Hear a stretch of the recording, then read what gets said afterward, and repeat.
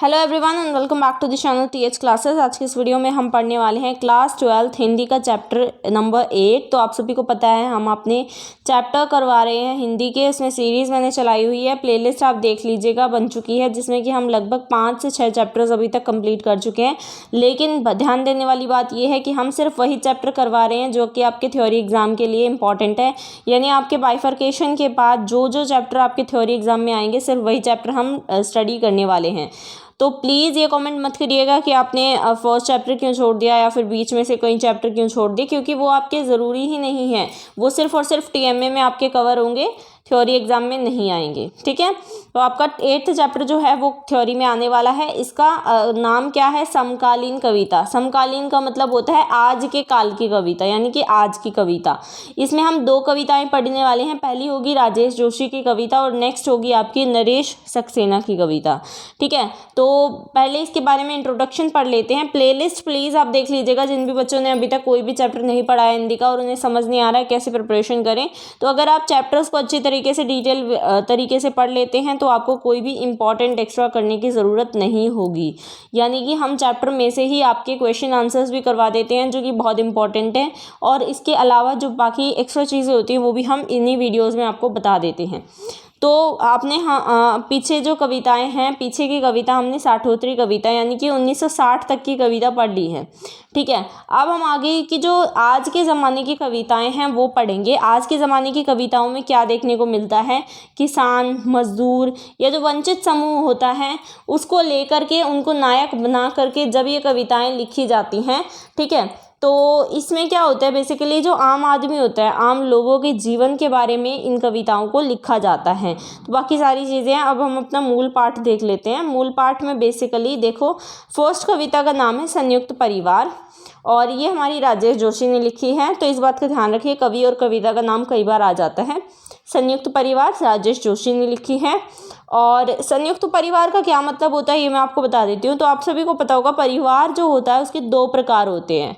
एक परिवार तो होता है जिसमें कि सिर्फ माता पिता और उनके बच्चे रहते हैं, यानी कि एकल परिवार। और एक परिवार होता है जिसमें कि दादा दादी, चाचा चाची, ताई ताऊ और सब लोग रहते हैं। मतलब ना सिर्फ माता पिता बल्कि आपके दादा दादी भी आपके साथ रहते हैं और बाकी सभी लोग आपके साथ इकट्ठा है। संयुक्त का मतलब ही होता है इकट्ठा या एकजुट होकर रहना।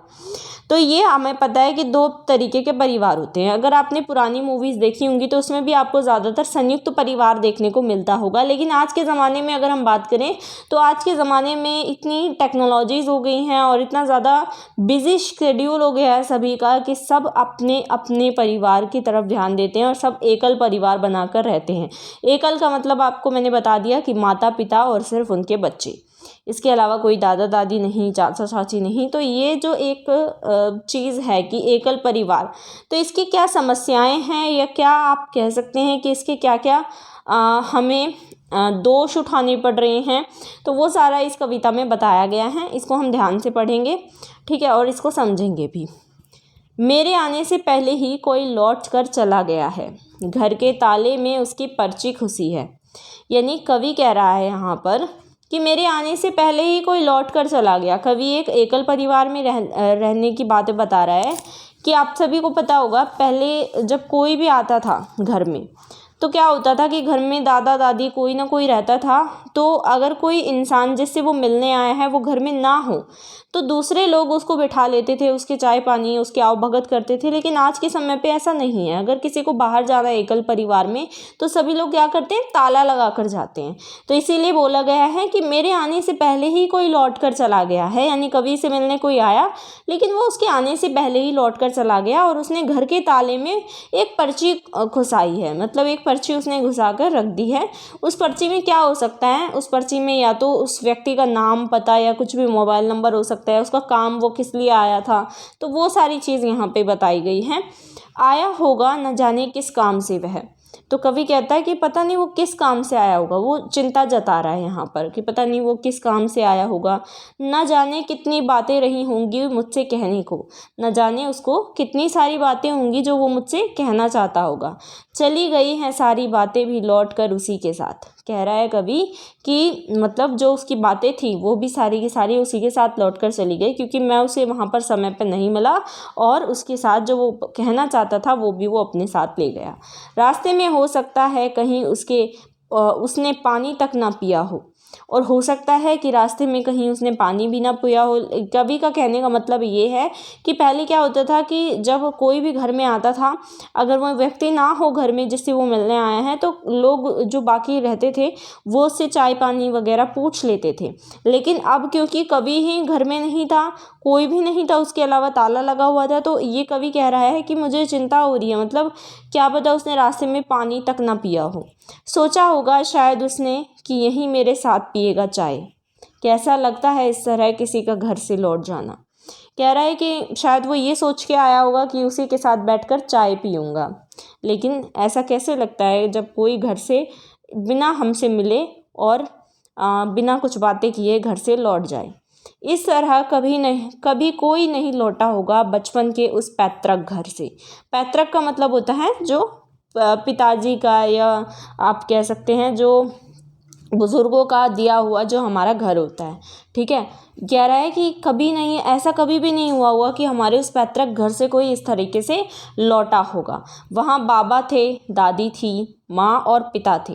लड़ते झगड़ते भी साथ साथ रहते थे सारे भाई बहन।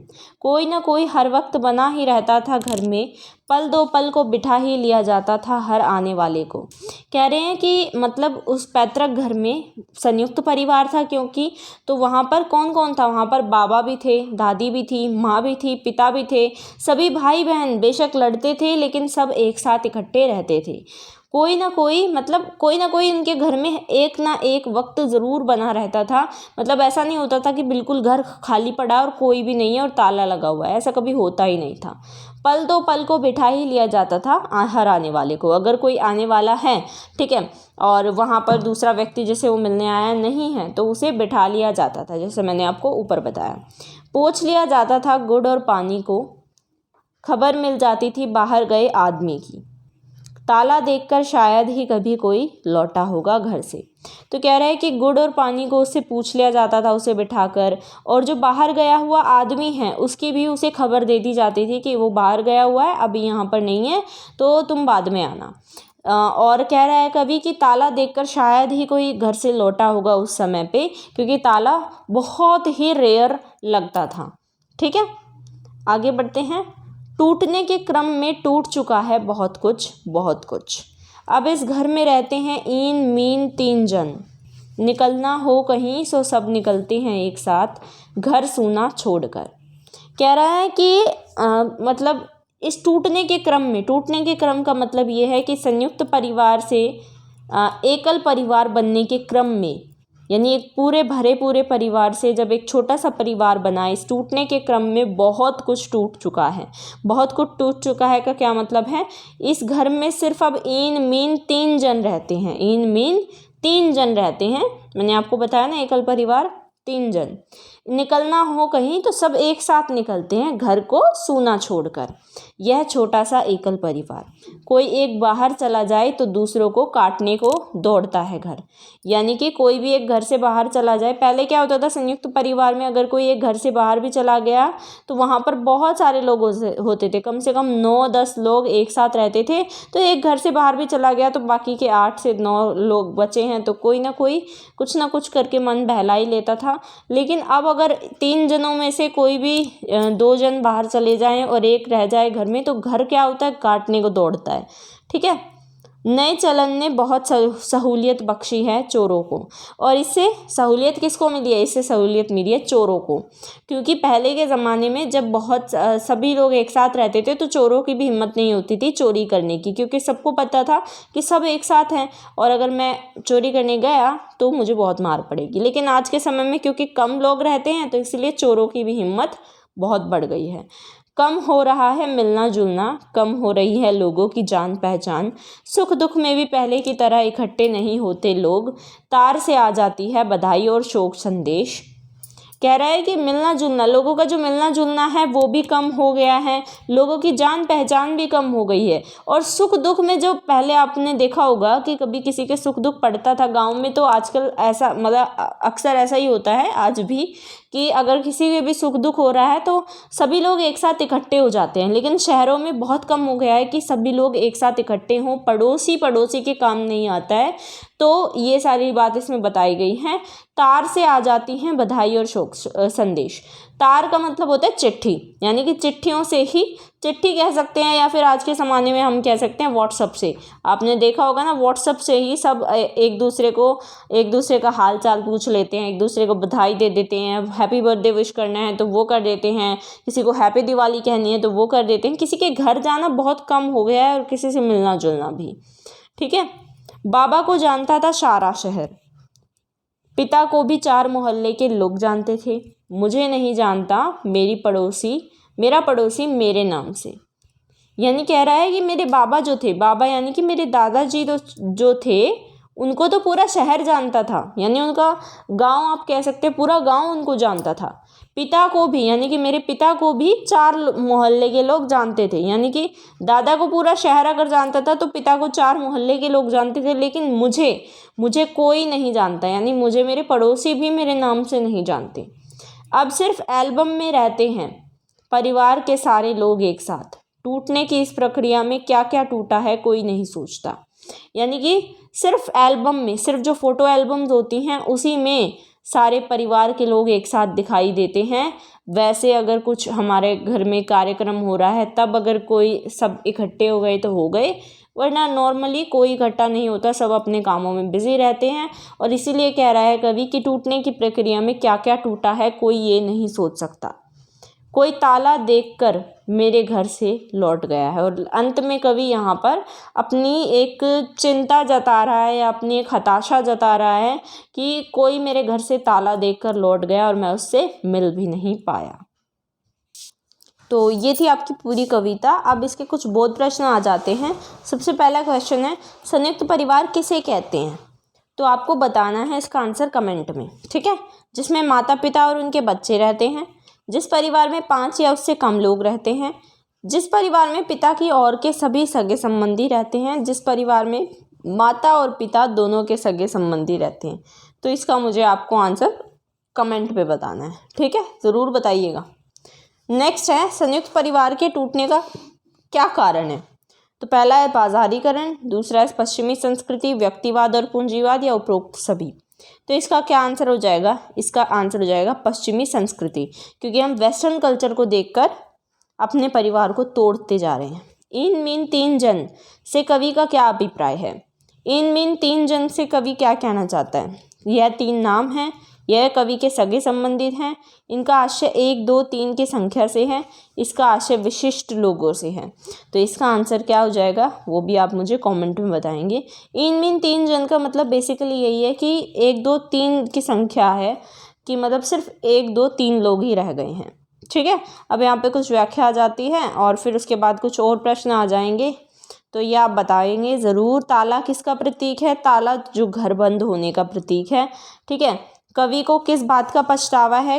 कवि को किसी के लौट जाने का पछतावा होता है। और फिर उसके बाद है, चाय की क्या सामाजिक भूमिका है? इसे समाज में लोग मिलकर बनाते हैं, यह लोगों को एक दूसरे से मिलने का अवसर देता है। चाय की दुकान पर राजनीति की बातें होती हैं, चाय बहुत स्वादिष्ट है। तो आंसर हो जाएगा ख, यह लोगों को एक दूसरे से मिलने का अवसर देता है। नेक्स्ट है, किसी का घर से लौट जाना कवि की परेशानी का कारण क्यों है? वह कवि की जान पहचान का था, उससे कवि की बहुत ज़रूरी बातें करनी थी उसे। कवि के घर से अब तक कोई अतिथि बिना मिले नहीं लौटा, क्योंकि कवि को हर बात से परेशान होने की आदत है। तो इसका आंसर हो जाएगा ग, कवि के घर से अब तक कोई अतिथि बिना मिले नहीं लौटा था। उसके बाद कुछ क्वेश्चंस और आ जाते हैं। यहाँ पर सही और गलत वाले क्वेश्चन हैं। तो पहला क्वेश्चन है, संयुक्त परिवार में अतिथि हमेशा लौट जाया करते थे। तो इसका आंसर है गलत, क्योंकि संयुक्त परिवार में कोई ना कोई हमेशा होता है अतिथि का मान सम्मान करने के लिए। संयुक्त परिवार में अतिथि बिना स्वागत के नहीं लौटते हैं। तो इसका आंसर हो जाएगा करेक्ट, क्योंकि ये बिल्कुल सही है। एकल परिवार में दादा दादी रहते हैं तो आंसर हो जाएगा रॉन्ग, क्योंकि एकल परिवार में सिर्फ माता पिता और उनके बच्चे रहते हैं। संयुक्त परिवार में इन मीन 3 जन ही रहते हैं, तो इसका आंसर भी गलत है, क्योंकि संयुक्त परिवार में बहुत सारे लोग रहते हैं और इन मीन 3 जन एकल परिवार में रहते हैं। एकल परिवार वाला खाली घर काटने को दौड़ता है, तो इसका आंसर है सही, क्योंकि वो घर हमेशा खाली रहता है और इसीलिए वो दौड़ता भी है खाने को। अब हमारा मूल पाठ आ जाएगा। नेक्स्ट है नरेश सक्सेना जी का नक्शे चैप्टर। नक्शे चैप्टर नहीं, नक्शे कविता। तो ये नक्शे कविता में क्या बताया गया है, नरेश सक्सेना जी बेसिकली इन्होंने इंजीनियरिंग भी की हुई है, इन्होंने साइंस से अपनी जो है पढ़ाई की हुई है, तो इसलिए इनका जो कविताएं हैं उसमें हमें विज्ञान की तरफ भी बहुत सारी चीज़ें देखने को मिलती हैं और भूगोल की तरफ भी। तो नक्शे जो रहता है, आप सभी को पता है आज के ज़माने में हर चीज़ के नक्शे बन गए हैं। अगर आप गूगल मैप्स खोलकर देखेंगे तो गूगल मैप्स में भी आप देखेंगे कि अस्पताल का भी नक्शा बना दिया गया है, ठीक है। उसके अलावा स्कूल अगर हमें जाना है तो स्कूल का भी नक्शा बना दिया गया है, तो हर चीज़ का नक्शा बना दिया गया है। तो इसीलिए यहाँ पर बताया गया है कि इन नक्शों में हमें क्या क्या देखने को मिलता है और क्या क्या देखने को नहीं मिलता है, ठीक है। तो पहली लाइन से हम स्टार्ट करेंगे। नक्शे में जंगल है, पेड़ नहीं। अगर आप देखेंगे तो इन नक्शों में क्या है, इन नक्शों में जंगल तो देखने को मिलते हैं लेकिन पेड़ नहीं देखने को मिलते, क्योंकि ऊपर से तो दिखाया जाता है कि हाँ पेड़ भी हैं, सब कुछ है, लेकिन अंदर यानी कि अब अगर हम पृथ्वी में देखें तो पृथ्वी में ऐसा मतलब पेड़ तो बहुत कम कर दिए हैं काट कर, जंगल दिखाए जाते हैं लेकिन पेड़ नहीं दिखते। नक्शे में नदियां हैं, पानी नहीं, क्योंकि पानी जो है वो सूख चला है। नक्शे में पहाड़ हैं, पत्थर नहीं। नक्शे में पहाड़ दिखाए जाते हैं, है ना, इतने बड़े बड़े पहाड़ दिखाए जाते हैं, लेकिन जो छोटे छोटे पत्थर हैं वो तो दिखते ही नहीं है ना। नक्शे में देश हैं, लोग नहीं, लेकिन नक्शे में क्या है, देश तो है लेकिन लोग नहीं दिखाए जाते। समझ ही गए होंगे आप कि हम सब एक नक्शे में रहते हैं। इससे आप क्या समझते हैं, इससे हम ये समझते हैं कि हम सब एक नक्शे में रहते हैं। हमारी पैंटों और चप्पलों से लेकर वल्दियत और चोटों के निशान, नब्ज, रक्तचाप और तापमान, स्वप्न और स्मृतियों सहित नप चुके हैं और नक्शे तैयार हैं।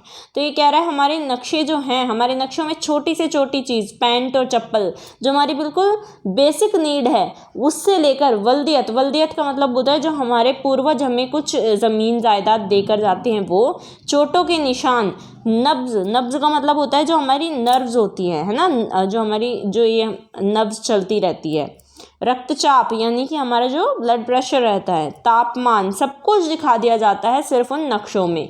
स्वप्न यानी सपने, स्मृतियाँ यानी कि यादें, याद, स्वप्न, सपने, सब कुछ नप चुके हैं और नक्शे हमारे तैयार हो गए हैं।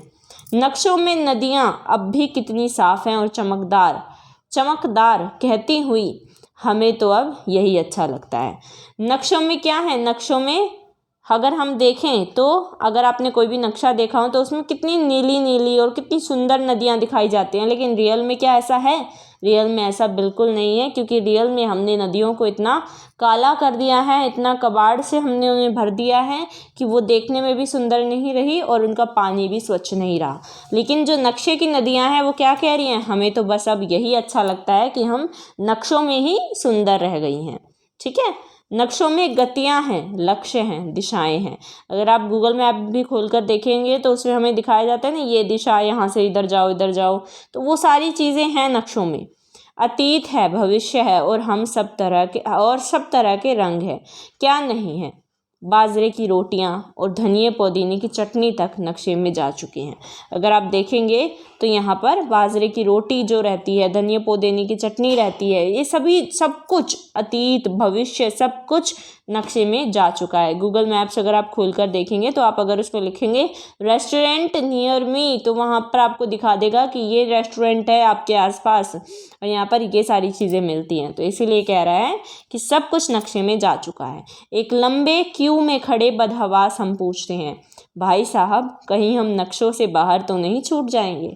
तो एक लंबे क्यू का मतलब होता है लाइन, एक बड़ी लंबी सी लाइन है और उस लाइन में हम खड़े हुए बदहवास पूछ रहे हैं, यानी होशो हवास में ही नहीं है, और हम पूछ रहे हैं कि क्या भाई साहब हम कहीं नक्शों से बाहर तो नहीं छूट जाएंगे, क्योंकि सब कुछ तो नक्शों में आ गया है, लेकिन हम जो एक इंसान है वो सिर्फ नक्शों में नहीं आया है। नक्शों में सबसे खतरनाक चीज़ होती है उनका पैमाना। पैमाने का मतलब होता है जो स्केल होता है उनका, ठीक है, स्केल होता है मतलब कितना नक्शा बड़ा है कितना छोटा है, वो पैमाना होता है। पैमाना घटाते ही बौने हो जाते हैं पहाड़। अगर हमने पैमाना घटा दिया, स्केल घटा दिया, तो पहाड़ जो हैं वो बड़े बड़े पहाड़ वो बौने दिखाई देने लग जाते हैं। समुद्र पोखर हो जाते हैं।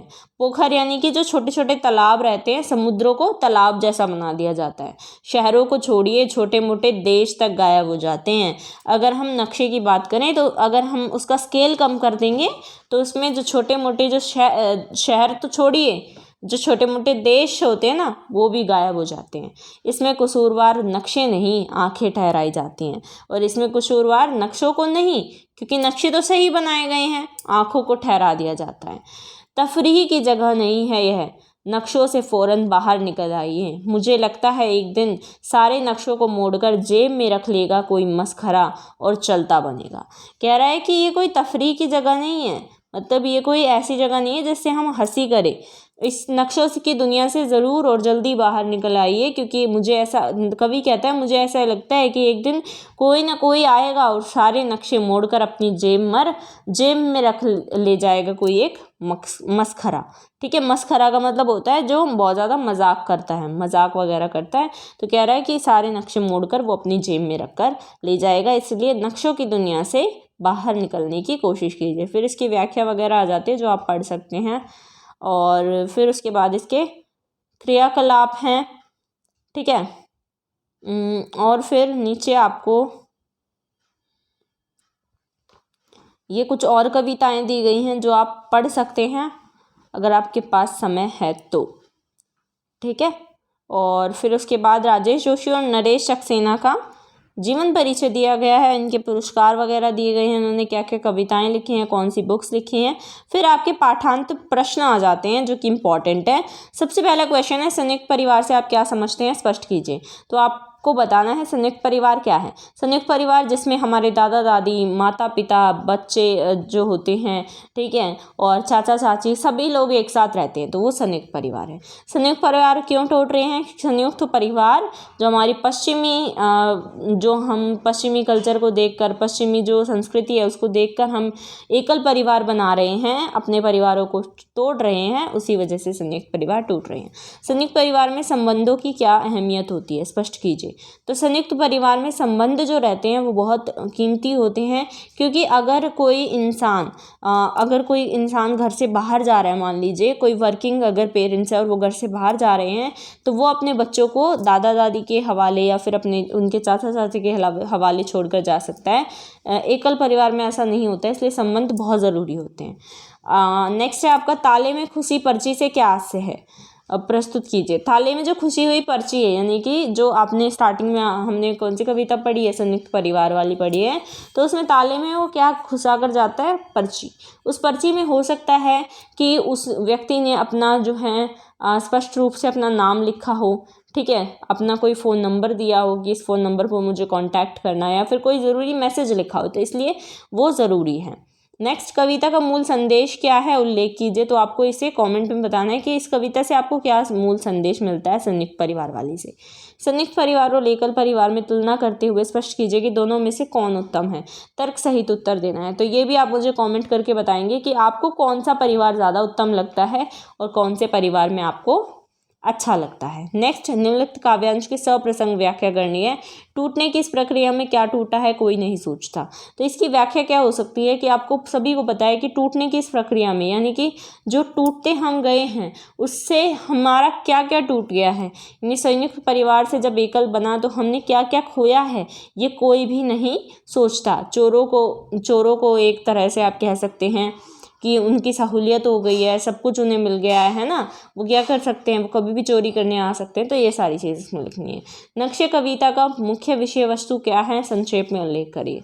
तो उसका विषय वस्तु क्या है, नक्शे कविता में क्या कहा गया है कि हम सभी एक नक्शे में रहते हैं, अगर हम उस नक्शों से बाहर ना आए तो हम अपने आप को खो देंगे।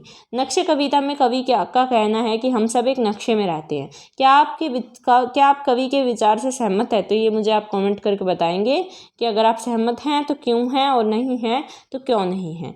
नेक्स्ट है आपका, नक्शे कविता में के आधार पर नक्शे में जो है और जो नहीं है उनकी एक सूची निम्न प्रारूप में तैयार कीजिए।